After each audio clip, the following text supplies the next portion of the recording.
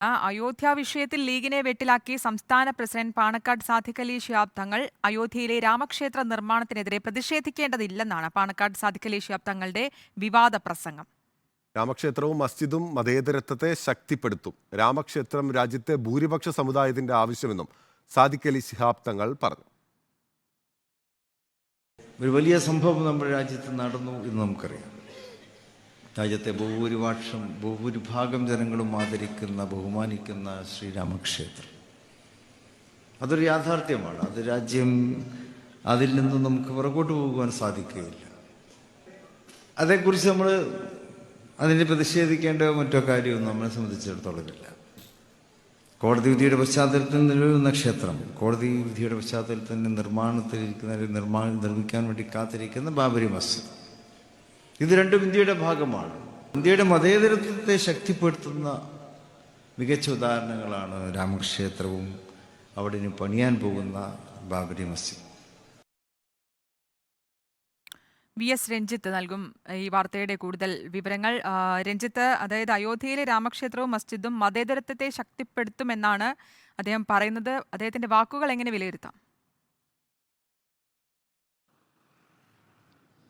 ശ്രുതി, ഈ രാമക്ഷേത്രത്തിലെ പ്രാണപ്രതിഷ്ഠയുമായി ബന്ധപ്പെട്ടാണ് അയോധ്യയിലെ രാമക്ഷേത്രവും ബാബറി മസ്ജിദിന്റെ തകർച്ചയും ഒക്കെ വീണ്ടും ചർച്ചയായത്. ഈ ഘട്ടത്തിലാണ് ജനുവരി മാസത്തിന്റെ ഏറ്റവും ഒടുവിൽ മലപ്പുറം ജില്ലയിലെ പുൽപ്പറ്റയിൽ നടന്നിട്ടുള്ള ഒരു പരിപാടിയിൽ, അതിൽ മതേതരത്വത്തിന് 70 ആണ്ട് എന്നെങ്ങാണ്ടാണ് ആ പരിപാടിയുടെ ഒരു ടൈറ്റിൽ എന്ന് തോന്നുന്നു.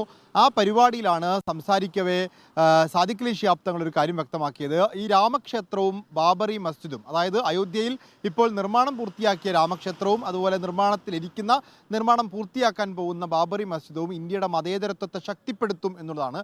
അതായത് നിലവിൽ രാമക്ഷേത്രത്തിനെതിരെ ഉയർന്നു വരുന്ന പ്രതിഷേധങ്ങൾ അത് മുസ്ലിം സമുദായത്തിൻ്റെ ഭാഗത്തുനിന്നോ ലീഗിൻ്റെ ഭാഗത്തുനിന്നോ ഉയർന്നു വരേണ്ടതില്ല. രാമക്ഷേത്രം നിർമ്മാണത്തെ സംബന്ധിച്ച് പ്രതിഷേധിക്കേണ്ടതില്ല. കാരണം സുപ്രീം കോടതി വിധിപ്രകാരമാണ് രാമക്ഷേത്രം നിർമ്മിച്ചിട്ടുള്ളത്. അതുപോലെ തന്നെ സുപ്രീം കോടതി വിധിപ്രകാരം ബാബറി മസ്ജിദും പുനർനിർമ്മിക്കാൻ വേണ്ടി പോകുന്നു. ഈ രണ്ടും മതേതരത്വത്തെ ശക്തിപ്പെടുത്തുമെന്നും ഇതിൽ പ്രതിഷേധിക്കേണ്ട ആവശ്യമില്ല എന്നുള്ളതാണ് സാദിഖ് അലി ശിഹാബ് തങ്ങൾ പറയുന്നത്. പക്ഷേ കഴിഞ്ഞ പ്രാണപ്രതിഷ്ഠാ ചടങ്ങിൽ പ്രധാനമന്ത്രി ആ ചടങ്ങ് പങ്കെടുത്തോടുകൂടി തന്നെ മറ്റൊരു തരത്തിലുള്ള വ്യാഖ്യാനം അതിന് വന്നിരുന്നു. രാമക്ഷേത്രത്തെ BJP അത് രാഷ്ട്രീയ അജണ്ടയാക്കി ഉപയോഗിക്കുന്നുവെന്നും ഇന്ത്യൻ മതേതരത്വത്തിനേറ്റ ക്ഷതമായി തന്നെ വേണം രാമക്ഷേത്ര നിർമ്മാണത്തെ കാണാൻ എന്ന രീതിയിലുള്ള വ്യാഖ്യാനങ്ങൾ വന്നിരുന്നു. അപ്പോൾ സ്വാഭാവികമായിട്ടും ആ ഒരു നരേഷൻ കൂടുതൽ മുൻതൂക്കം കിട്ടുകയും അത്തരത്തിലുള്ള പ്രചാരണങ്ങൾ നടക്കുകയും ചെയ്യുന്നതിനിടയിലാണ് മറ്റൊരു വ്യാഖ്യാനവുമായി സാദിഖ് അലി ശിഹാബ് തങ്ങൾ വരുന്നത്. ഈ ബാബറി മസ്ജിദ് തകർന്ന ഘട്ടത്തിൽ നമുക്ക് ചെറിയ പ്രതിഷേധം ഉണ്ടായിരുന്നു. പക്ഷേ ഇപ്പോൾ അങ്ങനെ പ്രതിഷേധിക്കേണ്ട ആവശ്യമില്ല. അന്ന് തന്നെ ഈ ബാബറി മസ്ജിദ് തകർക്കപ്പെട്ട സമയത്ത് തന്നെ കേരളത്തിലെ മുസ്ലിങ്ങളും മുസ്ലിം ലീഗും വലിയ സഹിഷ്ണുതയോടു കൂടിയാണ് അതിനെ നേരിട്ടിട്ടുള്ളത്.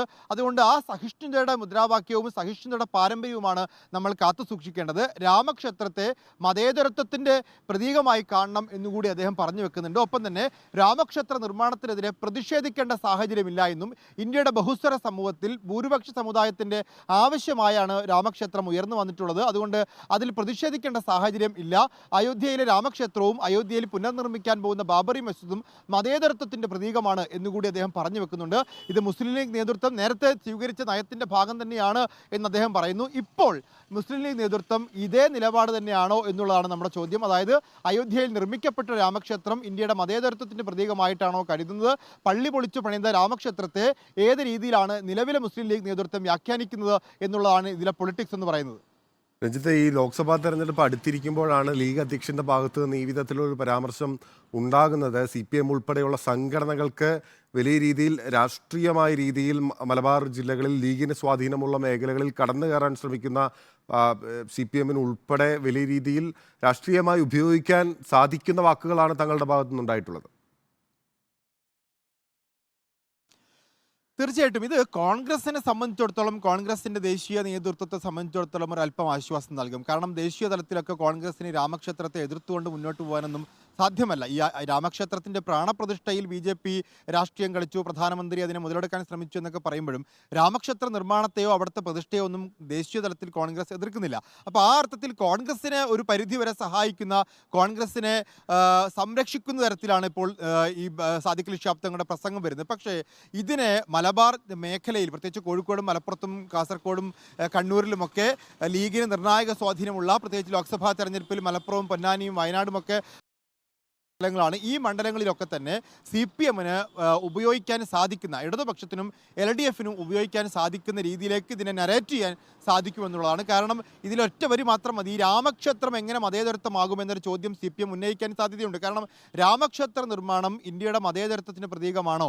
അവിടെ ബാബറി മസ്ജിദ് തകർക്കപ്പെട്ടു എന്ന യാഥാർത്ഥ്യം നിലനിൽക്കെ ആ ബാബറി മസ്ജിദ് തകർത്തു നിർമ്മിച്ച രാമക്ഷേത്രം എങ്ങനെ മതേതരത്വത്തിൻ്റെ പ്രതീകമാകും? അത് സുപ്രീം കോടതി വിധി അവിടെ ഉണ്ടെങ്കിൽ പോലും അത് മതേതരത്വത്തിൻ്റെ പ്രതീകമല്ല. തൽക്കാലത്തേക്ക് അവിടെ പ്രതിഷേധിക്കുന്നില്ല എന്ന് മാത്രമാണ്. അങ്ങനെ പ്രതിഷേധം വേണ്ട എന്ന് പറയുന്നു. ഒരു ഭാഗത്ത് പ്രതിഷേധിക്കേണ്ടതില്ല എന്ന് പറയുന്നുണ്ട്.